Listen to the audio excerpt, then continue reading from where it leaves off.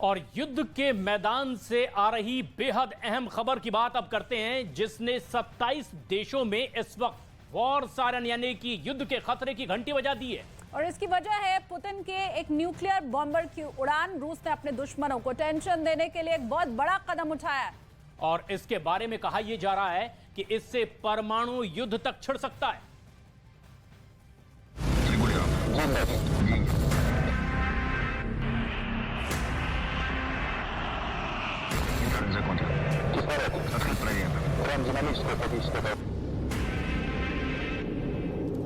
आसमान में रूस के न्यूक्लियर बॉम्बर उड़े। धरती पर रूस के कितने दुश्मन देश डरे। क्या इन तस्वीरों में तीसरे विश्व युद्ध का सिग्नल छिपा है? इस मूवमेंट को लेकर पूरी दुनिया में हलचल क्यों है? इस वीडियो के सामने आने के बाद नए युद्ध की आहट क्यों सुनाई दे रही है, वो भी परमाणु युद्ध की आहट। इन सभी सवालों के जवाब सिलसिलेवार तरीके से आपको देने वाले हैं, लेकिन उससे पहले उन डरावने सवालों को भी जान लीजिए जिन्होंने नए युद्ध की आशंकाओं को बढ़ा दिया है।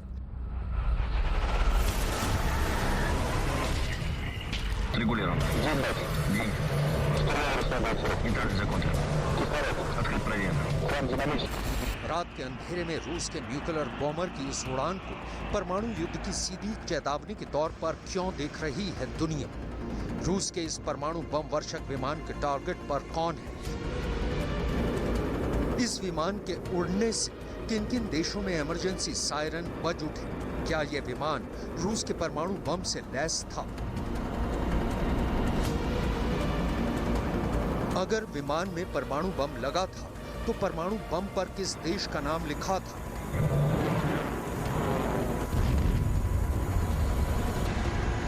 रूस के दुश्मनों की सबसे बड़ी डर की वजह देख लीजिए। पुतिन ने अपना सबसे बड़ा न्यूक्लियर बॉम्बर Tu-160 को बेरेंट सागर के ऊपर उड़ाया है। रूस ने अपने इस न्यूक्लियर बॉम्बर को नॉर्वेजियन सागर के ऊपर उड़ाया है। रूस के रक्षा मंत्रालय के मुताबिक रूस ने 2 Tu-160 न्यूक्लियर बॉम्बर को बेरेंट और नॉर्वेजियन सागर में 14 घंटे से अधिक देर तक उड़ाने की योजना बनाई है। इस प्लान के तहत रूस के विमान रात हो या फिर दिन हवा में ईंधन भरने का अभ्यास किया। इस अभ्यास में Tu-160 के साथ MiG-31 भी शामिल हुआ।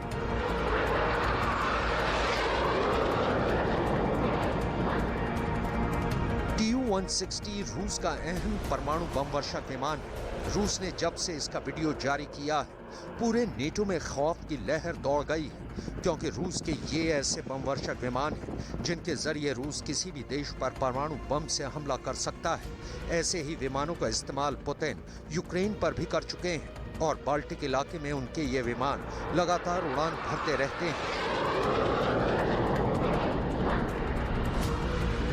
रूसी सेना के पास पहले से 16 Tu-160 बॉम्बर हैं। रूस इन्हें अपग्रेड करने में लगा है। साथ ही साथ रूस 50 Tu-160M बॉम्बर को अपनी वायुसेना के बेड़े में शामिल करने पर तेजी से काम कर रहा है। रूस की तरफ से भले ही ये कहा जा रहा है कि ये विमान में ईंधन भरने का अभ्यास था, लेकिन नॉर्वेजियन सागर के ऊपर उड़ान भरकर रूस ने सीधे सीधे 4 देशों को चुनौती देने की कोशिश की है।